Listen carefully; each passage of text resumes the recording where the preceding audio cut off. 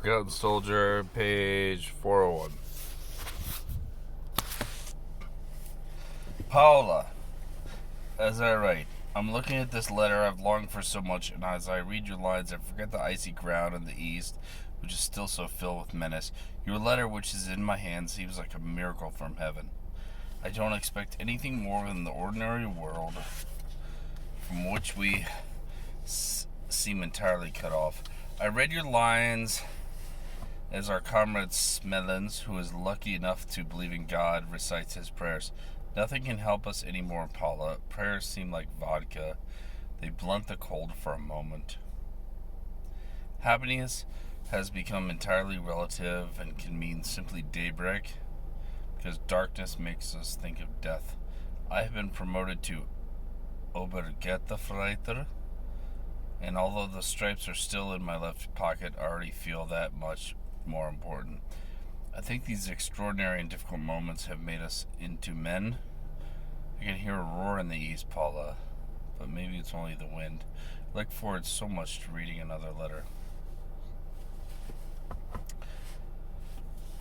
For several days now, we had been fighting again as we retreated. The Bolsheviks must never set foot on German soil. Ever. However, three powerful Soviet armies had already crossed the German frontier at 5 or 6 points, penetrating to a depth of 30 miles. These three armies had rolled over our defending troops, whose survivors were dragging with them through the autumn countryside the last weapons which supported their claim to be part of any army. To my regret, I was unable to retrace in detail the chaos of those bitter moments, but I can outline the ends of my friends, like Prince, Sperlovsky, and Solma, and of Lensen, who in spite of everything was really a friend. And it is Lensen I wish to salute now, but describing the tragedy of his death, which I can still see clearly through the memories of so many other deaths. Whatever Lensen may have thought of me at times, I am certain that for all of us and for his country, he was a brave man who would have sacrificed his life without hesitation to help the most insignificant fellow soldier. The manner of his death fully supports this view of him, and it's perhaps because of him that I am sitting here now writing these lines. Lensen could never have accepted life as it is lived now, with all the concessions the former troops of the Eastern Front are obliged to make. Like the order for which he died, he was irreversible. Men who have embraced one idea can live only by and for that idea. Beyond it, they have nothing but their memories. Our attempt to save the Courland front failed, and the overpowering Russian thrust reached the Baltics at several points, which I could no longer locate with any precision.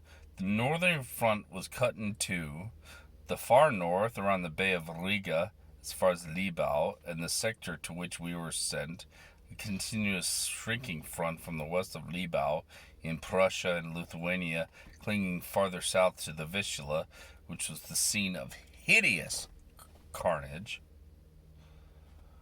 The division was split into several small groups which attempted to throw the enemy off balance by attacking simultaneously on many points. For the most part, these attacks were unsuccessful and were hastily transformed into defensive actions. At that time, the division was precipitously attempting to regroup in order to establish a defensive front some 40 miles to the northwest. The bad roads, lack of fuel, mud, and faltering communications combined to slow down an operation which, under good conditions, wouldn't have lost us any time. In addition to our other difficulties, we had to contend with enemy aircraft, which had become increasingly active. Each overflight spread fresh disorder through our already weakened columns.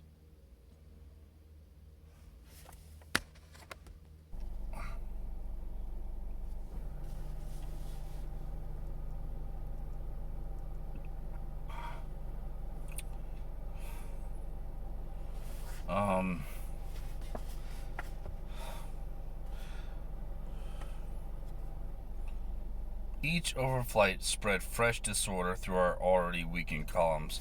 When the order to regroup came through, our officers decided the retreat should be spread out and divided into small groups. The idea made sense in that we offered less of a target to planes. However, when an enemy armored unit ran into 2 or 3 widely dispersed companies, our chances of survival were at best problematic. It was under these conditions, in a village of scattered houses, that an encounter took place which almost erased our group from the divisional list.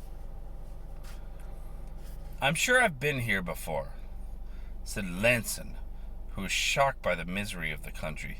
"Everything looks so different now, and I don't recognize any details, but I'm sure that over that way there are some villages I know. My own village is about 60 miles from here." He gestured toward the southwest. "Königsberg is over that way. I've been there several times, and once I went to Kranz, too. It was raining cats and dogs, but we went swimming anyway." He laughed, and we listened. Despite the crushing retreat and numbing cold, Lenson seemed to have revived on his native soil. But he felt the anguished silence of this village, whose inhabitants had fled the day before, more intensely than the rest of us. 300 of us, exhausted by a march which had begun at dawn of 12 miles under waterlogged ground, were sitting doubled up for warmth, waiting for an uncertain 11 o'clock distribution of food. Only Lenson was on his feet, pacing up and down the length of the stable wall, which the rest of us were leaning against, sheltering from the incessant rain. We heard his voice against the background of explosions, which were more or less loud, more or less distant, coming from southeast. We scarcely noticed the sounds of war anymore. They become so much the ordinary background of our lives that we no longer paid any attention to them unless they were inside a perimeter wall enough to threaten the immediate danger. Except for the noise to the east, everything was quiet. We're somewhat like people these days who cannot enjoy peace and quiet without a phonograph, who need noise before they can relax. Perhaps they are simply afraid of true silence. Unfortunately for us, we had no control over the volume of noise, and in fact would have been much happier without it. Except for Lenson's harangue, nothing was happening. Some 25 yards from us, 6 men were preparing lunch. Somewhat further off, another group were seriously engaged in attending to personal needs. Others were resting, with their eyes half closed or staring into space, dizzy with exhaustion. The melancholy autumn winter brushed our faces with its damp freshness. We had been through so much misery that we were unable to appreciate conditions which ordinarily would have moved us to pity. Through our condition of near torpor, we were dimly aware of suffering and weeping. The wounded were groaning and dying, but none of that stopped any from sleeping whenever there was a chance. The first part of our meal had been passed out: cellophane sausages stuffed with soybean, one for every 2 men. It goes without saying that these were cold. During the retreat, the men in charge of supply, with a stirring display of professional conscience, had collected enough old and wrinkled potatoes to fill a sidecar. They were just handing them round to the men when 4 soldiers jumped over a wall. They were gasping for breath, and as they ran toward us, they made large sweeping gestures with their arms. One of them called to us without shouting too loud, "Ivan! Ivan! Ivan!" The sluggish mass of men stood up without a single movement. We knew that the next few minutes could face us with the most appalling danger.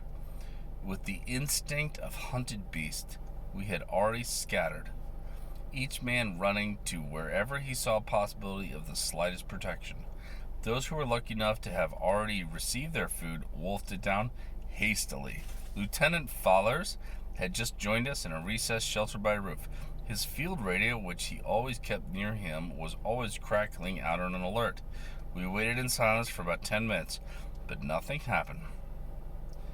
The Russians could not have been very far off, as our sentries had announced them, but none of us knew whether we would be dealing with a section or a squad, a regiment, or 10 men. We hastily organized patrols. We had to find out whether we were going to fight or run as fast as we could.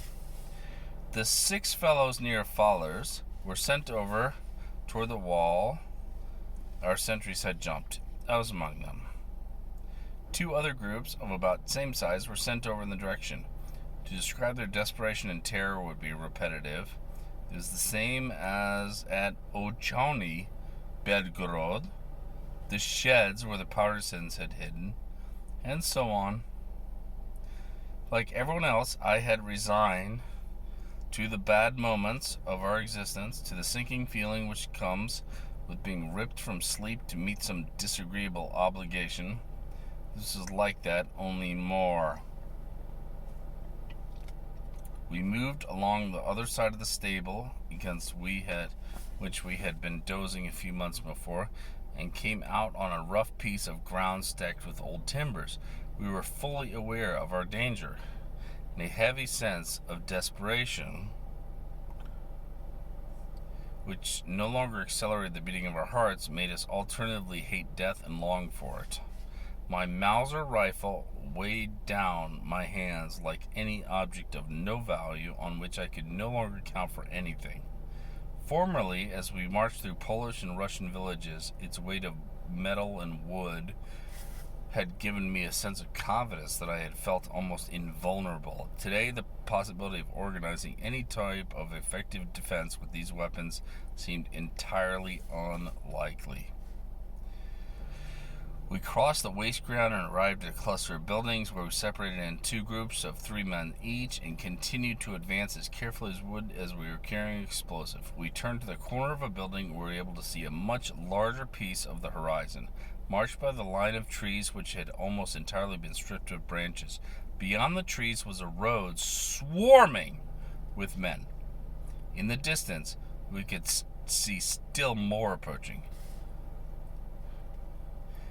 There must be at least 300 or 400 of them, whimpered the man next to me. Look over there. We walked past the building where we had been resting earlier. At its far end, a row of tar barrels stood out very black against the chalky soil. Beyond them was a small house. Our steps made a light crunching noise against the fine gravel. Still silent, we stepped into the space beyond the barrels. We took 4 steps and found ourselves face to face with 4 Russian soldiers on patrol who were taking the same precaution and observing the same silence we were. For us, all process of thought froze. Our gestures were without haste. The Russians opposite us were also moving very slowly and watching us. It seemed as if, by some miracle, the same calm had been imposed on both sides. No one fired. With deliberate, calculated movements, both Russian and Germans withdrew to the shelter of the building. We stared at each other with enormous eyes. We've seen enough of them, Walter Feiner. Half turn. We went back to our starting point, and Feiner made his report. We felt as if we'd been dreaming. A quarter of an hour later, we had set up our defenses in the northern part of the village and its approaches. According to our intelligence, we were involved with an infantry regiment of some 200 or 300 men. There were 300 of us, but we were not ordered to retreat. Hours of agonizing waiting went by. We were used to lengthy Russian preparations, but we also knew how steady their thrust would be. By the time the first contacts occurred, it was already growing dark. The first Russian assault units moved carefully up the building under the cover of dusk. The waves of Russian infantry no longer had the same dash as at Belgorod or at the Dnieper. Such astounding losses had been inflicted on those howling mobs throughout the conquest of their territory that the Russian High Council had been obliged to conceive a somewhat less heroic tactic. Also, although they were fiercely determined to revenge themselves on us by trampling on German soil, they were fully expecting us to mount a desperate resistance, and they had come to count more heavily on the effectiveness of their tanks and aviation to reduce our smaller, under-equipped units. On our side, the magnificent lines of shouting soldiers were becoming increasingly rare, while the Bolsheviks were increasingly fighting in a quote-unquote European style, using techniques more or less learned from us. This shift did not make our position any easier. Our group fired at a Russian patrol leaping toward us, but we saved our mortar for later. We were beginning to run out of shells. This was only a small encounter, which seemed without importance to men accustomed to tornadoes of fire. A few fragments of brass hurtling through the dross, breaking a shoulder, crushing a breastbone, or carrying off a life. Nothing, in short, which even approximated the pitch of a real battle. Of course, if the same exchange should take place in Paris today, it would be considered sufficiently serious to empty a whole section of the city and make all the headlines. Each time has its own habits and style. Throughout that black and foggy night, the Russians continued to dig in. Besides our precarious position, they thought they might burst out at any minute was terrifying enough to make us sick. Perhaps this evening would be our last. Ivan would overrun us and put an end to this desperate chase, which had lasted for nearly 2 years and covered thousands of miles marked with fear and blood. Perhaps tonight would be the night. We no longer knew what to hope for. But the night went by, a night of cold watchfulness, broken by flares and distinguished by nothing in particular. The Russians, who seemed to be in no hurry, watched us as we watched them. I even managed to sleep, despite the watch we were supposed to keep unbroken. Several others did the same, and it was only the cold that kept us from having a real rest. Finally, dawn broke, and with its tension increased, the air and the ground shook. The rain, which usually muffles noises, seemed to have no effect on the heavy grounding of chains and the percussion exhaust of large number of armored vehicles. A column of tanks was driving toward the motionless village, where Russian infantry was already waiting, calm and resolution, for our deaths.